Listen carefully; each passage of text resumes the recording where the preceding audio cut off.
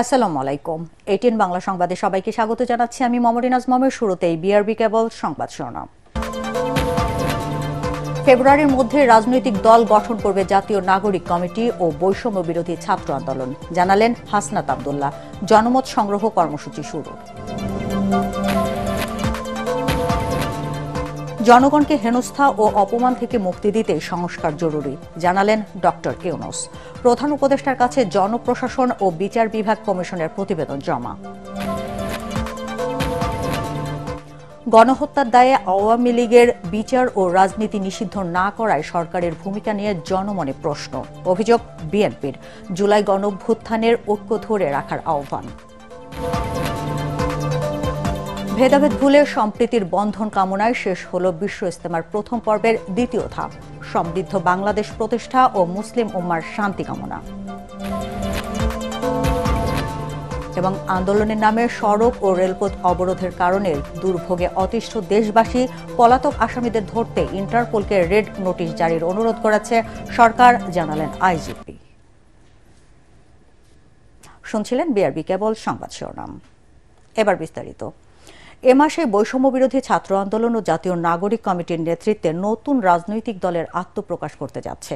রাজধানীর বাংলা মোটরে নতুন রাজনৈতিক দল গঠনে জনমত সংগ্রহ কর্মসূচি নিয়ে অনুষ্ঠিত সংবাদ সম্মেলনে জাতীয় নাগরিক কমিটির আহ্বায়ক নাসিরউদ্দিন পাটোয়ারি বলেন, সারা দেশ থেকে 1 লাখের মানুষের মতামতের ভিত্তিতে দলের নাম, প্রতীক ও সাংগঠনিক কাঠামো তৈরি করা হবে।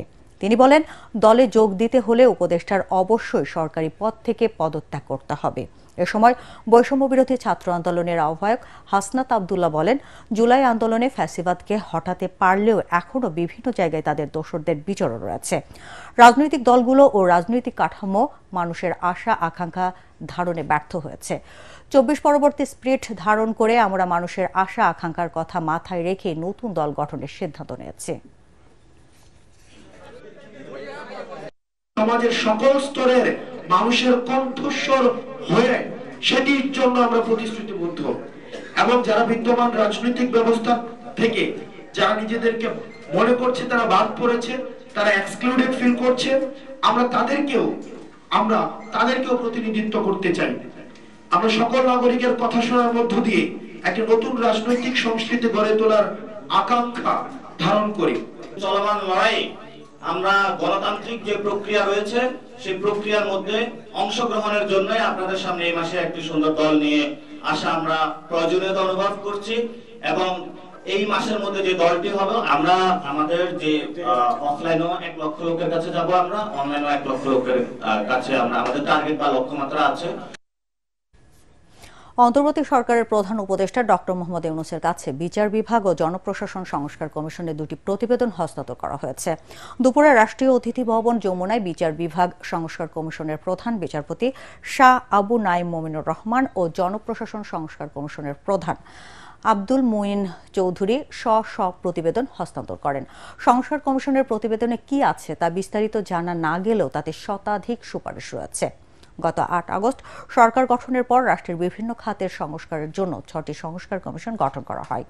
এর মধ্যে গত মাসের মধ্যভাগে নির্বাচন কমিশন, দুর্নীতি দমন কমিশন, পুলিশ এবং সংবিধান সংস্কারের গঠিত কমিশন প্রধান উপদেষ্টার কাছে রিপোর্ট জমা দেয়।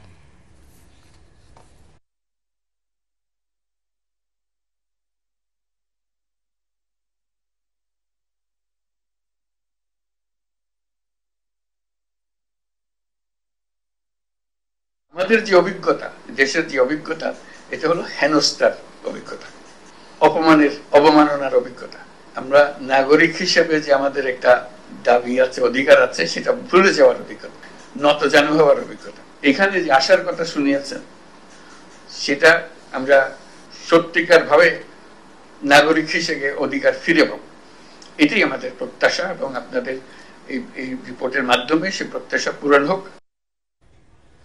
আইন করে গণহত্যার দায়ে আওয়ামী লীগের বিচার ও তাদের রাজনীতি নিষিদ্ধ না করায় অন্তর্বর্তী সরকারের ভূমিকা নিয়ে জনমনে নানা প্রশ্ন দেখা দিয়েছে বলে অভিযোগ করেছেন বিএনপির স্থায়ী কমিটির সদস্য সালাউদ্দিন আহমেদ। জাতীয় প্রেস ক্লাবে আলোচনা সভায় তিনি আরও বলেন, শুধু আইন শৃঙ্খলা বাহিনী দিয়ে আওয়ামী লীগকে বেশি দিন ঠেকিয়ে রাখা যাবে না।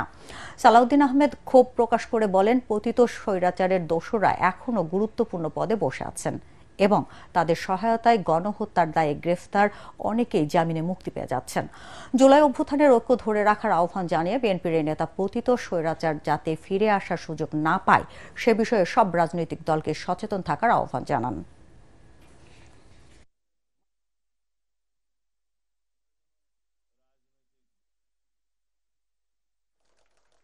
আপনারা আওয়ামী লীগকে কোনো রাজনৈতিক কর্মসূচি করার জন্য রাজপথে নামতে দিবেন না, সমর্থন করি, কিন্তু এভাবে আওয়ামী লীগকে আপনি কয়দিন রাজপথে পুলিশ দিয়ে ঠেকাবেন?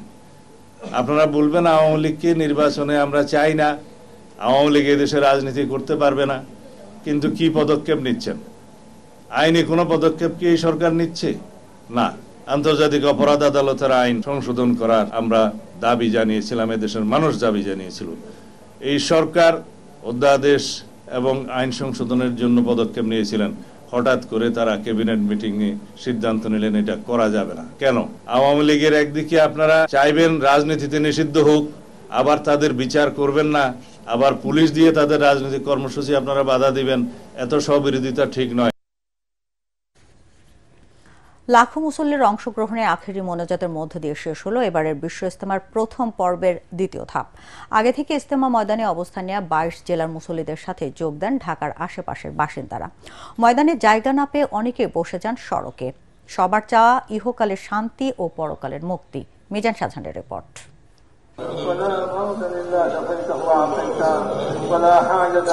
মাওলানা জুবাইরের অনুসারী তথা সুরায়ে নিজামের অংশগ্রহণে দ্বিতীয় দফায় আখেরি মোনাজাত দুপুর 12টা 8 মিনিটে শুরু হয়ে মোনাজাত চলে 12টা 27 মিনিট পর্যন্ত। উর্দুতে 19 মিনিটের মোনাজাত পরিচালনা করেন তাবলিগ জামায়াতের শীর্ষ মুরব্বী মাওলানা জুবাইর আহমেদ। আল্লাহ তাআলার কাছে আমাদের চাওয়ার ছিল যে আমরা আল্লাহ তাআলার হুকুম এবং আল্লাহ তাআলা আমাদের যে হুকুমগুলো আমাদের উপর ফরজ করেছে সে প্রত্যেকটা হুকুম যেন আমরা আল্লাহর হুকুমগুলো পালন করে এবং তরিকা মতো চলতে পারি, এবং সারা বিশ্বে যত সব মুসলমান আছে সকল মুসলমানদের জন্য আমরা তাদের জন্য দোয়া এবং শান্তি কামনা করছি। আলহামদুলিল্লাহ, আমরা দেখছি ইজতেমায় এসে সবার জন্য দোয়া করেছি, সকলের ব্যক্তিগত জীবনে পরিবর্তন আসছে। মোনাজাতে অংশ নেওয়া লাখো মুসল্লির চোখের পানি আর কান্নায় অন্যরকম পরিবেশ সৃষ্টি হয় ইজতেমা ময়দানে। মুসল্লিরা বলেন, লাখো হাতের মধ্যে একটি হাতও যদি আল্লাহর পছন্দ হয় সেই হাতের উছিলায় দোয়া কবুল হতে পারে। লাখ লাখ মুসল্লি দুহাত তুলে সর্বশক্তিমান মহান আল্লাহ তাআলা রাব্বুল আলামিনের দরবারে প্রার্থনা করছেন, হে আল্লাহ, তুমি আমাদেরকে ভালো মানুষ হিসেবে বাঁচিয়ে রাখো, আমরা যেন ঈমানের সাথে মৃত্যুবরণ করতে পারি সেই তৌফিক দান করো। একই সাথে তারা আমিন আমিন ধ্বনিতে প্রার্থনা করছেন যে জীবনে যত গুনাহ করেছি সব গুনাহ যেন আল্লাহ মাফ করে দেয়। বিশ্বে যে সমস্ত মুসলমানরা নির্যাতিত হচ্ছে ইহুদি, নাসারা, খ্রিস্টান, হিন্দুদের হাত থেকে আল্লাহ যেন তাদের রক্ষা করে। এই দফায় 22 জেলায় অংশ নেয় আগের মতো চাপ ছিল না ময়দান ও সড়কে। বিষয়টিকে ইতিবাচক হিসাবে দেখছেন কেউ কেউ, তবে বেশিরভাগ মুসল্লি বলছেন তারা ভাগে ভাগে ইজতেমা চান না। আগের মতো এক সময়ে সবাই মিলে ইজতেমার আয়োজন চান তারা। আগামী 14 ফেব্রুয়ারি শুরু হবে মাওলানা সাদের অনুসারীদের অংশগ্রহণে শেষ পর্বের ইজতেমা। নিরাপত্তা ঝুঁকি নেই জানিয়ে গাজীপুর মহানগর পুলিশ কমিশনার বলেন, শান্তিপূর্ণভাবে দ্বিতীয় পর্বের ইজতেমা আয়োজনে সকল প্রস্তুতি নেওয়া হয়েছে। মিজান শাহজাহান, এটিএন বাংলা, টঙ্গী, গাজীপুর। পাবনার ঈশ্বরদীতে শেখ হাসিনাকে হত্যা চেষ্টা মামলায় মৃত্যুদণ্ডপ্রাপ্ত 9 জন সহ 47 আসামির সবাইকে খালাস দিয়েছে উচ্চ আদালত। বিচারিক আদালতের রায়ের বিরুদ্ধে আসামিদের আপিল ও ডেথ রেফারেন্সের শুনানি শেষে বিচারপতি মোহাম্মদ মাহবুবুল ইসলাম ও বিচারপতি মোহাম্মদ হামিদুর রহমানের হাইকোর্টের দ্বৈত বেঞ্চ এই রায় দেন। 1994 সালে 23 সেপ্টেম্বর খুলনা থেকে ট্রেনে ঈশ্বরদী হয়ে সৈয়দপুরে দলীয় কর্মসূচিতে অংশ নিতে যাওয়ার সময় তৎকালীন বিরোধী দলীয় নেতা শেখ হাসিনাকে লক্ষ্য করে গুলি চালায় দুর্বৃত্তরা। সেই ঘটনায় তৎকালীন ছাত্রদল নেতা ও বর্তমানে ঈশ্বরদী পৌর বিএনপির সাধারণ সম্পাদক জাকারিয়া পিন্টু সহ 7 জনকে আসামি করে মামলা করা হয়। পরে 1947 সালে 52 জনের বিরুদ্ধে 1997 সালে 52 জনের বিরুদ্ধে অভিযোগপত্র দেয় সিআইডি। এতে নতুনভাবে স্থানীয় বিএনপি, যুবদল ও ছাত্রদলের নেতাকর্মীদের আসামি করা হয়। এর মধ্যে 5 আসামির মৃত্যু হওয়ায় বাকি 47 জনের বিরুদ্ধে অভিযোগ গঠন করা হয়। বিচার শেষে 2019 সালের 3 জুলাই পাবনার অতিরিক্ত জেলা ও দায়রা জজ আদালতের বিচারক রোস্তম আলী 9 জনের ফাঁসির আদেশ দেন। এছাড়া 25 জনকে যাবজ্জীবন কারাদণ্ড, 13 জনকে 10 বছর করে সশ্রম কারাদণ্ড দেওয়া হয়েছিল। আজ উচ্চ আদালতের রায়ে খালাস পেলেন সব আসামি।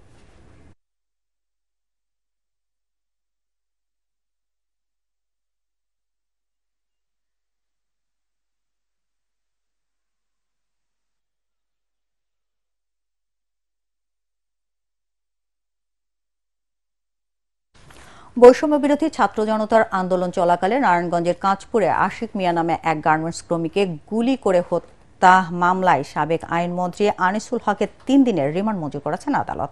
সকালে নারায়ণগঞ্জের সিনিয়র জুডিশিয়াল ম্যাজিস্ট্রেট নূর মোহসেনের আদালতে তাকে হাজির করা হয়।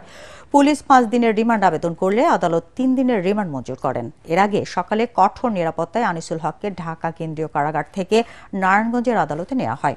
আনিসুল হক ছাড়াও সাবেক প্রধানমন্ত্রী শেখ হাসিনা ও সাবেক সংসদ সদস্য শামীম ওসমান সহ 165 জনকে এ মামলায় আসামি করা হয়েছে। হত্যাকাণ্ডের ঘটনায় নিহতের মা কুলসুম বেগম বাদী হয়ে গত বছরের 22 আগস্ট সোনারগাঁ থানায় মামলাটি দায়ের করেন। অন্তর্বর্তী সরকার আন্তর্জাতিক শ্রম সংস্থার মানদণ্ড অনুযায়ী দেশের শ্রম আইন সংস্কারে বেশ কিছু পদক্ষেপ নিয়েছে, যার ফলাফল দৃশ্যমান হবে বলে জানিয়েছেন প্রধান উপদেষ্টা ডক্টর মোহাম্মদ ইউনূস। রাষ্ট্রীয় অতিথি ভবন যমুনায় শ্রমিক অধিকার নিয়ে কাজ করা সংগঠন নিরাপনের প্রতিনিধিদের সাথে বৈঠকে তিনি কথা বলেন। বৈঠকে পশ্চিমা দেশগুলোর বিভিন্ন ব্র্যান্ডের প্রতিনিধিরা উপস্থিত ছিলেন। এ সময় প্রধান উপদেষ্টার বিশেষ দূত লুৎফে সিদ্দিকী জানান, গার্মেন্টস শিল্পে স্থিতিশীলতা ফেরাতে এবং শ্রমিকদের নিরাপত্তায় সরকার ইতোমধ্যে বিভিন্ন ট্রেড ইউনিয়ন, উৎপাদনকারী প্রতিষ্ঠানের সাথে 18 দফা চুক্তি স্বাক্ষর করেছে।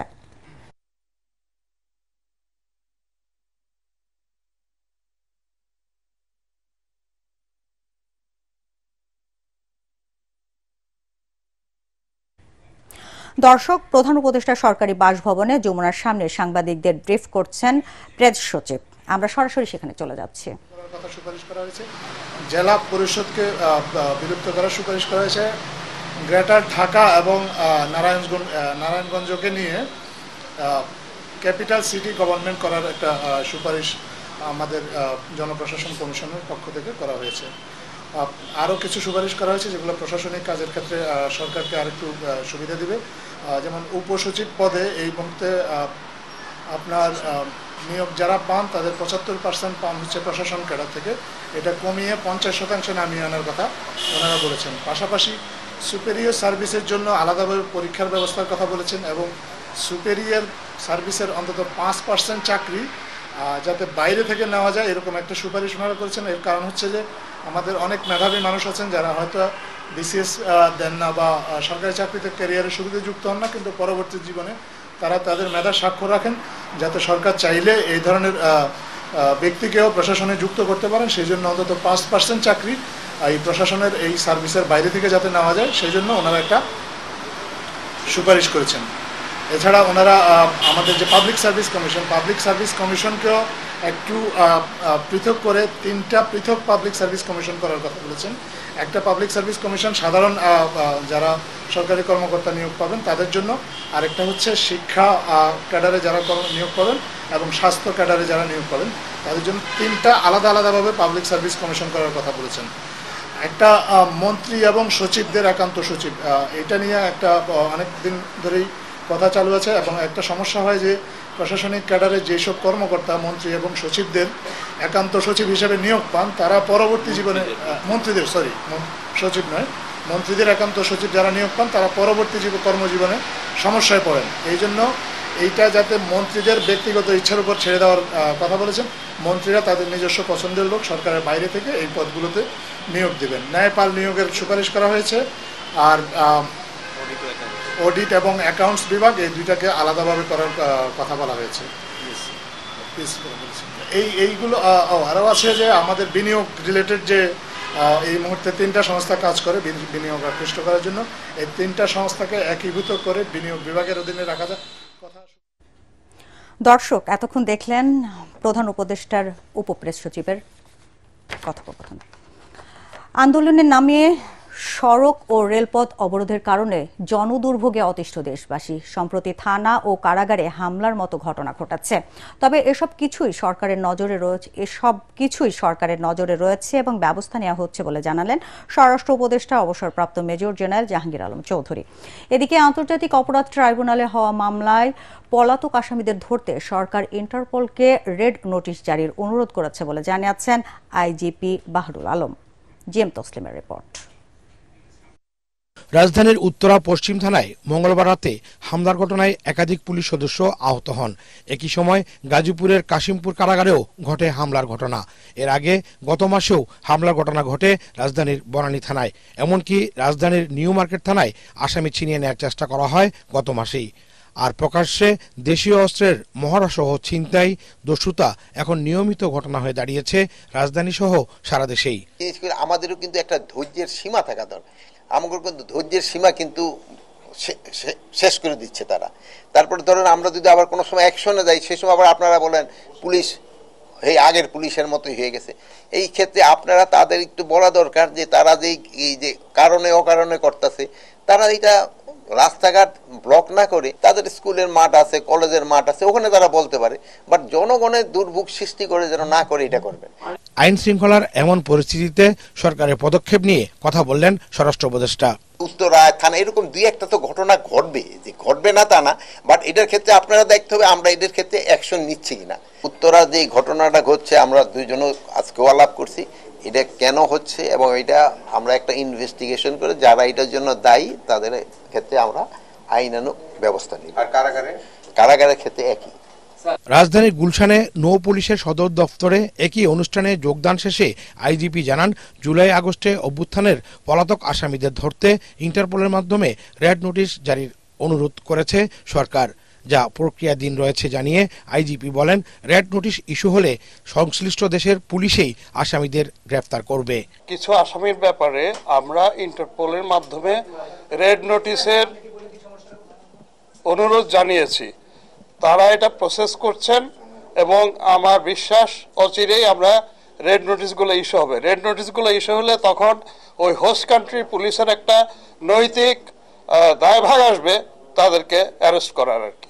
বর্তমানে দেশের আইন শৃঙ্খলা পরিস্থিতির সার্বিক অবস্থার বিষয়ে জানতে চাইলে অনেকটা এড়িয়ে যান স্বরাষ্ট্র উপদেষ্টা।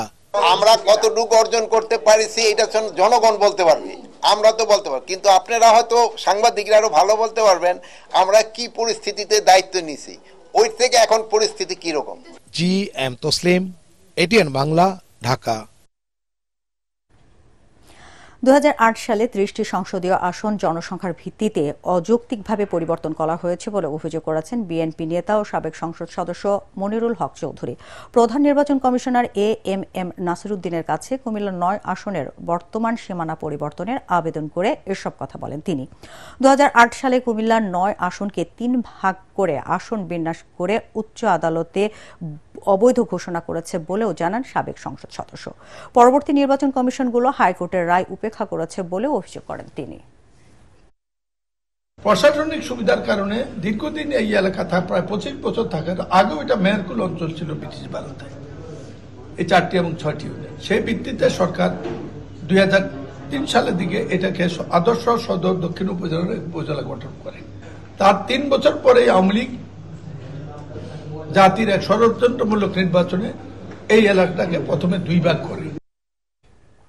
প্লাস্টিক ব্যবহারের সাথে কোনো আপোষ নয়। ভবিষ্যৎ প্রজন্মকে সুরক্ষিত করতে প্লাস্টিকের ব্যবহার কমানোর বিকল্প নেই বলে জানিয়েছেন পরিবেশ, বন ও জলবায়ু পরিবর্তন মন্ত্রণালয়ের উপদেষ্টা সৈয়দা রিজওয়ানা হাসান। রাজধানীর আগারগাঁয়ে পরিবেশ অধিদপ্তরে প্লাস্টিক কমব্যাট নিয়ে আয়োজিত সম্মেলনে তিনি এসব কথা বলেন। এ সময় যে সকল প্লাস্টিকের বিকল্প আছে তা ব্যবহার নিষিদ্ধ করাই এই সরকারের অন্যতম লক্ষ্য বলে জানান তিনি।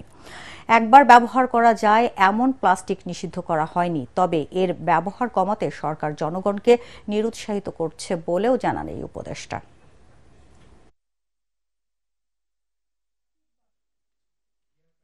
একটা ইন্টিগ্রেটেড অ্যাপ্রোচ হতে হবে, সব বন্ধ করা যাবে না, এটা আমাদেরকে ফেজ আউট করতে হবে, কিন্তু যেগুলো রেডিলি অ্যাভেলেবল বিকল্প আছে, সহজলভ্য বিকল্প আছে, সেগুলোতে আমরা অবশ্যই বন্ধের পথে হাঁটব।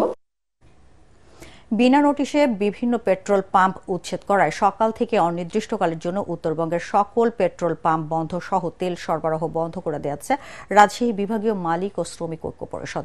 মঙ্গলবার রাতে পেট্রোল পাম্প মালিক ও ট্যাঙ্ক লরি শ্রমিক নেতৃবৃন্দ বৈঠক করে পেট্রোল পাম্প বন্ধের ঘোষণা দেন। তেল সরবরাহ ও পাম্প বন্ধ করে দেয়া চরম ভোগান্তিতে উত্তরবঙ্গের মানুষজন। দ্রুত এই সমস্যার সমাধান না হলে মিল কারখানা বন্ধ ও যোগাযোগ ব্যবস্থা অচল হয়ে পড়বে বলেও জানালেন ভুক্তভোগীরা। প্রতিনিধিদের পাঠানো তথ্যচিত্রে আরও জানাচ্ছেন ঐশী গোস্বামী প্রমা।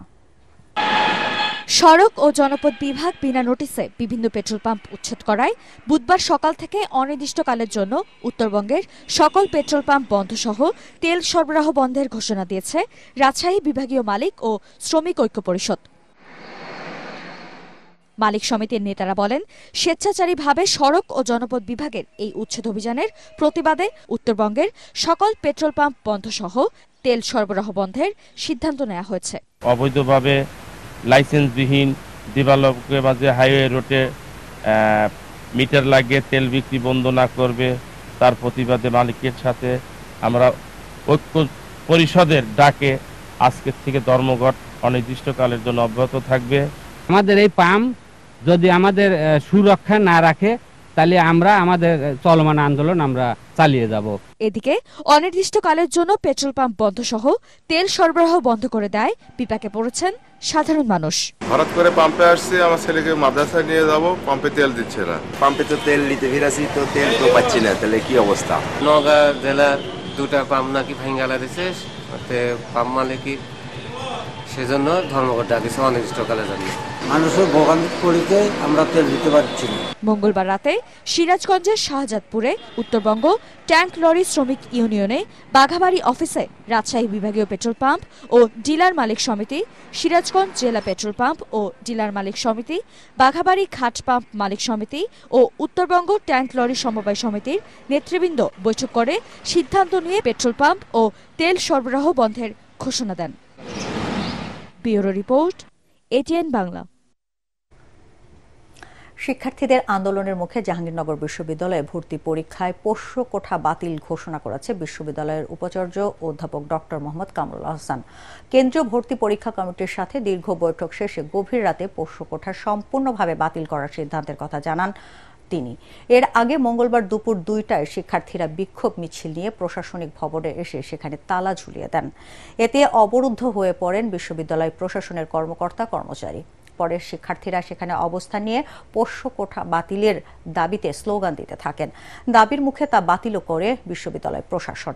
অন্যদিকে পোষ্য কোঠা বহালের দাবিতে আজ বুধবার লাগাতার কর্মবিরতির ঘোষণা দিয়েছে কর্মকর্তা কর্মচারী ঐক্য পরিষদ। রাজধানীর উত্তরায় চাঁদাবাজির অভিযোগে বৈষম্যবিরোধী ছাত্র আন্দোলনের 3 জনকে আটকের ঘটনায় উত্তরা পশ্চিম থানার এসআই আবু সাইদকে ক্লোজ করা হয়েছে। মঙ্গলবার রাতে উত্তরা বিভাগের অতিরিক্ত উপ পুলিশ কমিশনার আহমদ আলী সাংবাদিকদের এই তথ্য নিশ্চিত করেন। জানান, ছাত্রদের সঙ্গে পুলিশের ভুল বোঝাবুঝি হয়েছিল, পরে দুই পক্ষ বসে তার সমাধান হয়েছে। এ ঘটনায় ওই থানার ওসি হাফিজুর রহমান ও এসআই আবু সাইদের বিরুদ্ধে শিক্ষার্থীরা লিখিত অভিযোগ দিলে তদন্ত করার কথা জানান তিনি। মঙ্গলবার বিকেলে উত্তরার গাউসুল আজম এভিনিউয়ে একটি বৈঠকের আয়োজন করে বৈষম্যবিরোধী শিক্ষার্থীরা। সেখান থেকে আকাশ, রবিন ও বাপ্পি নামের 3 ছাত্রকে আটক করে পুলিশ। এই খবর ছড়িয়ে পড়লে উত্তরা পশ্চিম থানার সামনে বিক্ষোভ মিছিল করে তারা। এক পর্যায়ে বিশৃঙ্খলা তৈরি হয়। হবিগঞ্জের সাতছড়ি জাতীয় উদ্যানের গভীর অরণ্য এবার দেখা মেলেছে বিলুপ্ত প্রজাতির বন্য ভালুকের। সম্প্রতি এক ফটোগ্রাফের ক্যামেরায় ধরা পড়ে প্রাণীটি। বন সংরক্ষকরা জানান, ছোট বড় মিলিয়ে প্রায় 10 থেকে 12টি ভাল্লুক রয়েছে এই উদ্যানে। উদ্যানে ভালুকের অস্তিত্ব মেলায় এলাকায় যেমন চাঞ্চল্য সৃষ্টি হয়েছে, তেমনি ভালুক দেখার জন্য উদ্যানে ভিড় বাড়ছে পর্যটকদের। এরপর উদ্যানের ভেতরে জনসাধারণের অবাধ চলাফেরায় বিশেষ সতর্কতা জারি করেছে উদ্যান কর্তৃপক্ষ। হবিগঞ্জ প্রতিনিধি আব্দুল হালিমের পাঠানো রিপোর্ট আর জানাচ্ছেন তামান্না জেরিফার। ভালুকটি এশিয়াটিক ব্ল্যাক জাতের বিলুপ্ত প্রজাতির, এমনটাই ধারণা বন বিভাগের। এরা অত্যন্ত আক্রমণাত্মক হয়। বুকে ইংরেজি ভি বর্ণের মতো সাদা দাগ থাকে, যা দেখতে অনেকটা অর্ধেক চাঁদের আকৃতির মতো। এ কারণে ভালুকটি চাঁদ ভালুক নামেও পরিচিত। ভালুকের এই প্রজাতিটি মাংসভোগ গোত্রের হলেও কীটপতঙ্গ, ফলমূল ও মধু খায়। সাধারণত মানুষকে আক্রমণ না করলেও দুই পায়ে দাঁড়িয়ে শিকারী বা শত্রুকে ভয় দেখায়। অনেক ভাল্লুক আমি দেখছি, কালো ভাল্লুকটা। আর ভাল্লুকগুলা থাকার কারণে আমরা পর্যটকদেরকে গভীরে যাওয়ার জন্য সাবধান করি। আমরা বেশি ভিতর দিকে যাইতে চাইতেছি না, আসলে ভাল্লুকরা অনেক সময় হিংস্র হয়ে যায়, মানুষের সামনাসামনি পড়লে ক্ষয়ক্ষতি করতে পারে। ইন্ডিয়া থেকে নাকি অলওয়েজ ভালু শিকার করতে চায়, বাট আমরা চাচ্ছি এই ভালুটাকে শিকার বন্ধ করার জন্য দুই দেশ মিলে সম্মিলিতভাবে আমরা এটা বন্ধ করব। I will request to the people be safe and be careful from the bear. ছোট বড় মিলিয়ে প্রায় 10-12টি ভালুক রয়েছে এই উদ্যানে। এদের অস্তিত্ব রক্ষায় টহল জোরদার করেছে বন কর্মকর্তা। ভালুকগুলা যে সংখ্যা, এবং আমরা এটা আশা করি যে আমাদের নানান রকম আমাদের সাথে স্টেক হোল্ডার আছেন বা রিসার্চাররা আছেন, তারা আসলে প্রকৃত সংখ্যাটা এবং তাদের যে অবস্থানটা তাদের সাথে আমাদের কাজ করে আমরা এটা আসলে আরো বিস্তারিত জানতে পারব। সাতছড়ি বনে এশীয় ভালুকের উপস্থিতিকে সুখবর বলেই মনে করছেন বন কর্মকর্তারা। সাধারণত বন্যপ্রাণী মানুষকে আক্রমণ করে না, কিন্তু যখন আর বাচ্চা টাচ্চা হয় ওই মুহূর্তে যদি সামনে কাউকে পায় আক্রমণ করতে পারে। এই জন্য গভীর বনে প্রবেশের সময় একটু সতর্ক হয়ে প্রবেশ করতে হবে। বাংলাদেশ বন অধিদপ্তরের বন্যপ্রাণী ও জীববৈচিত্র্য সংরক্ষণ কর্মকর্তা এবং বন্যপ্রাণী গবেষকরা জানান, এক সময় দেশের পার্বত্য অঞ্চল, বিশেষ করে সিলেট, চট্টগ্রামের মিশ্র চিরসবুজ পাহাড়ি বনের গহীন অরণ্যে উল্লেখযোগ্য পরিমাণ ভালুকের বাস ছিল। কিন্তু নগরায়নের প্রভাব, খাদ্যের অভাব এবং পাচারের কারণে প্রাণীটি বিলুপ্ত হতে বসেছে। Bureau report, ATN Bangla. একতার শক্তিকে নতুন করে দেশের মানুষের সামনে তুলে ধরলেন গ্রাম বাংলার তরুণরা। মানুষের দীর্ঘদিনের ভোগান্তি লাঘবে দুই গ্রামের যুবকেরা মিলে তৈরি করেছে কাঠের সেতু। স্বপ্নের সেতু পেয়ে খুশি ভালুকার চুল্লা খালের দুই পাড়ের প্রায় 10 গ্রামের মানুষ। ময়মনসিংহ ভালুকা থেকে প্রতিনিধি আনোয়ার হোসেন তরফদারের পাঠানো রিপোর্ট আর জানাচ্ছেন আসিফুর রহমান সাগর। ময়মনসিংহের ভালুকা সদর ইউনিয়ন ও রাজৈ ইউনিয়নের চুল্লার খাল পাড়ের প্রায় 10 গ্রামের মানুষের এপার থেকে ওপারে পারাপারের জন্য ছিল না কোনো সেতু। একমাত্র ভরসা বাঁশের সাঁকো দিয়ে ঝুঁকি নিয়েই চলাচল করতে হতো সবাইকে। প্রায় ঘটত দুর্ঘটনা। এই দুই পাড়ের স্কুলের ছেলে মেয়ে, অনেক ছেলে মেয়ে আনিগুনি করে। এটা ছিল শাকের এবং গুদারা, এটা যাতায়াতের অসুবিধা অনেক দিন ধরেই। এত বছর হিন্দিকে আমরা আনাগোনা করাতে কষ্ট হয়। আঙ্গুর ব্যবসা যুবক বয়স তারা কইছে তারা করতেছে, দীর্ঘদিনের এই ভোগান্তি দূর করতে দুই পাড়ের যুবকরা উদ্যোগ নিয়ে নিজেরাই তৈরি করেছেন কাঠের সেতু। এরপর সবার প্রশংসায় ভাসছেন তারা। একটি ভালো ব্রিজ যেন সরকারের কাছে আশা করি আগামীতে যেন আমাদের একটি ব্রিজ করে দেয়। পরবর্তী সরকারের কাছে আকুল আবেদন ঢালাই ভাবে সুন্দরভাবে ব্রিজটা করে দেয় আর কি। তরুণীর কাঠের ব্রিজ নির্মাণের পর নড়েচড়ে বসেছে উপজেলা LGED অফিস। তারা জানায়, ব্রিজ নির্মাণের অনুমোদনের জন্য পাঠানো হয়েছে, অর্থ বরাদ্দ পেলেই শুরু হবে কাজ। LGED থেকে এটা অনূর্ধ্ব 100 মিটার ব্রিজ প্রকল্পের যাবতীয় তথ্যগুলো আমরা পাঠিয়ে দিয়েছি। অনুমোদন এবং অর্থপ্রাপ্তি সাপেক্ষে আমরা বাস্তবায়ন করব। সমস্যার স্থায়ী সমাধানে দ্রুত কংক্রিটের ব্রিজ নির্মাণের দাবি জানিয়েছেন এলাকাবাসী। Bureau report, ATN Bangla. এবার আল আরাফা ইসলামী ব্যাংক অর্থ সংবাদ।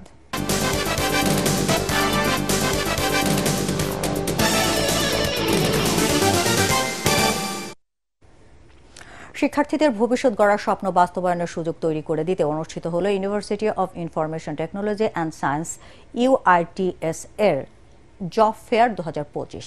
বিশ্ববিদ্যালয়ের জব ফেয়ার কমিটির উদ্যোগে দিনব্যাপী বিশ্ববিদ্যালয়ের PHP স্কয়ারে এই মেলার আয়োজন করা হয়। বিশ্ববিদ্যালয় থেকে পাশ করা 2000-এরও বেশি চাকুরি প্রত্যাশী এই মেলার মাধ্যমে তাদের আবেদনপত্র জমা দেন।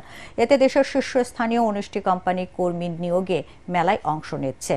জব ফেয়ার কমিটির আহ্বায়ক ও বিজনেস অনুষদের ডিন ডক্টর ফারুক হোসেনের সভাপতিত্বে মেলায় প্রধান অতিথি ছিলেন বিশ্ববিদ্যালয়ের উপাচার্য অধ্যাপক ডক্টর মোহাম্মদ আবু হাসান ভুইয়া সহ সংশ্লিষ্টরা। UITS এর দক্ষ কর্মী এবং কোম্পানিগুলোর মধ্যে সহজ সংযোগ স্থাপন ও শীর্ষস্থানীয় কোম্পানিতে ইন্টার্নশিপ সহ কর্মসংস্থানের সুযোগ তৈরি করতে মেলার আয়োজন বলে জানান উদ্যোক্তারা। ICMAB সদস্যদের জন্য co branded vertical Mastercard, credit card চালুর ঘোষণা দিয়েছে ঢাকা ব্যাংক পিএলসি ও Institute of Cost and Management Accountants of Bangladesh ICMAB। নতুন এই কার্ডটি কার্ড হোল্ডারদের লেনদেনের অভিজ্ঞতা সমৃদ্ধ করতে বিভিন্ন লাইফস্টাইল ও ভ্রমণ সুবিধা প্রদান করবে। ICMAB এর রুহুল কুদ্দুস অডিটোরিয়ামে আয়োজিত অনুষ্ঠানে স্থিতিশীল অর্থনীতি গঠনে পেশাদার হিসাবরক্ষক ও ব্যাংকারদের ভূমিকা বিষয়ক আলোচনা সভায় প্রধান অতিথি ছিলেন অর্থ মন্ত্রণালয়ের অভ্যন্তরীণ সম্পদ বিভাগের সচিব ও জাতীয় রাজস্ব বোর্ডের চেয়ারম্যান আব্দুর রহমান খান। অনুষ্ঠানে মূল প্রবন্ধ উপস্থাপন করেন পলিসি এক্সচেঞ্জ বাংলাদেশের প্রতিষ্ঠাতা ও chairman doctor M Masrur Reaz. বার্ষিক ফি মওকুফ সুবিধার পাশাপাশি এই কার্ডের মাধ্যমে গ্রাহকরা বিমানবন্দরের এক্সিকিউটিভ লাউঞ্জে প্রবেশের সুযোগ, পিক অ্যান্ড ড্রপ সার্ভিস সহ পাবেন নানা সুবিধা। অনুষ্ঠানে উপস্থিত ছিলেন ঢাকা ব্যাংক পিএলসির ব্যবস্থাপনা পরিচালক শেখ মোহাম্মদ মারুফ, ICMAB-র সভাপতি মাহতাবউদ্দিন আহমেদ সহ অনেকে।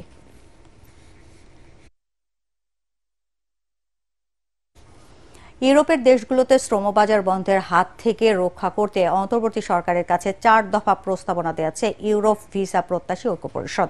জাতীয় প্রেস ক্লাবে ইউরোপের শ্রমবাজার রক্ষার দাবিতে সংবাদ সম্মেলনে প্রস্তাবনা দেওয়া হয়। সংগঠনটির আহ্বায়ক নাফিজা ইসলাম জানান, ইউরোপের অনেক দেশ আনঅফিসিয়ালি ওয়ার্ক পারমিট ও ভিসা দেয়া কমিয়ে দিয়েছে। এর মূল কারণ অবৈধ অভিবাসন বলে উল্লেখ করেন তিনি। তাই সরকারিভাবে অবৈধ অভিবাসন বন্ধে কার্যকর উদ্যোগ গ্রহণ, কূটনৈতিক যোগাযোগ বৃদ্ধি, বাংলাদেশে দূতাবাস স্থাপন ও বিমান ভাড়া কমানোর দাবি জানানো হয় সংবাদ সম্মেলনে।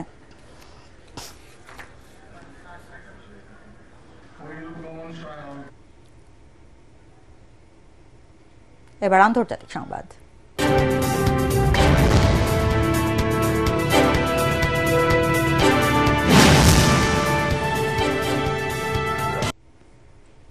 ভারতের দিল্লি বিধানসভায় ভোট গ্রহণ চলছে। এই নির্বাচনের মাধ্যমে নির্ধারিত হবে টানা চতুর্থবারের মতো ক্ষমতায় আবারও আসছে আম আদমি পার্টি নাকি তাদের হারিয়ে 27 বছর পর দিল্লি দখল নেবে বিজেপি। আজ 58টি অসংরক্ষিত এবং 12টি সংরক্ষিত বিধানসভা আসনে 699 জন প্রার্থীর ভাগ্য নির্ধারণ করবেন 1,56,00,000 ভোটার। 70 আসন বিশিষ্ট বিধানসভার ভোট হবে একদিনেই। নির্বাচন কমিশন জানিয়েছে মোট 13,766টি বুথে হবে ভোট গ্রহণ। তবে ফলাফলের জন্য অপেক্ষা করতে হবে 8 ফেব্রুয়ারি পর্যন্ত। এবার জানাবো পার্টেক্স খেলার খবর।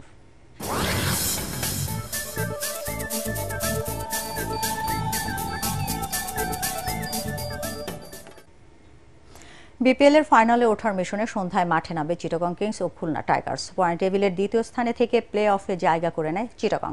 এরপর কোয়ালিফায়ারে ফরচুন বরিশালের বিপক্ষে 9 উইকেটে হেরে শিরোপা নির্ধারণী ম্যাচে জায়গা করে নেওয়ার সুযোগ হারায় চিটাগং কিংস। অন্যদিকে 4 নম্বর দল হিসেবে বিপিএল এ প্লে অফ নিশ্চিত করেছে খুলনা। রংপুর রাইডার্সকে 9 উইকেটে বিধ্বস্ত করে তারা এলিমিনেটর ম্যাচ নিশ্চিত করে। লিগ পর্বে দু দলের 2 সাক্ষাতে একবার করে ম্যাচ জিতেছে খুলনা ও চিটাগং। মিরপুরে সন্ধ্যা 6:30টায় মাঠে নামবে দু দল। স্বীকৃত টি-20তে সর্বোচ্চ উইকেট শিকারের বিশ্ব রেকর্ড গড়লেন আফগানিস্তানের রশিদ খান।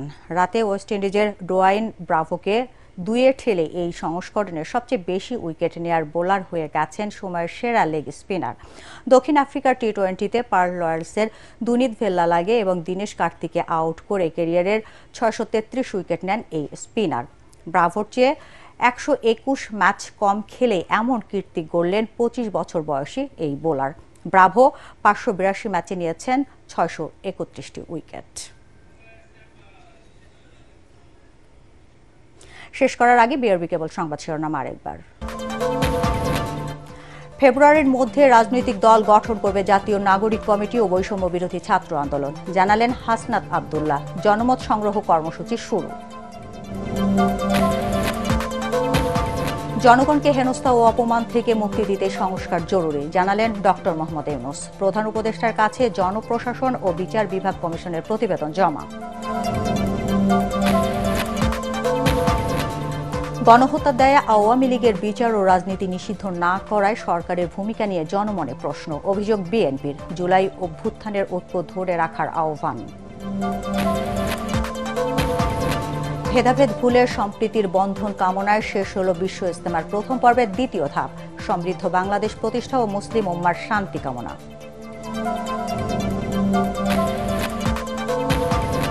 এবং আন্দোলনের নামে সড়ক ও রেলপথ অবরোধের কারণে জনদুর্ভোগে অতিষ্ঠ দেশবাসী। পলাতক আসামিদের ধরতে ইন্টারপোলকে রেড নোটিশ জারির অনুরোধ করেছে সরকার, জানালেন আইজিপি। দর্শক, পরবর্তী সংবাদ দেখার আমন্ত্রণ জানিয়ে এখনকার মতো শেষ করছি। এটিএন বাংলা সংবাদ ইউটিউবে দেখতে ব্রাউজ করুন youtube/ATN Bangla News। ধন্যবাদ সবাইকে।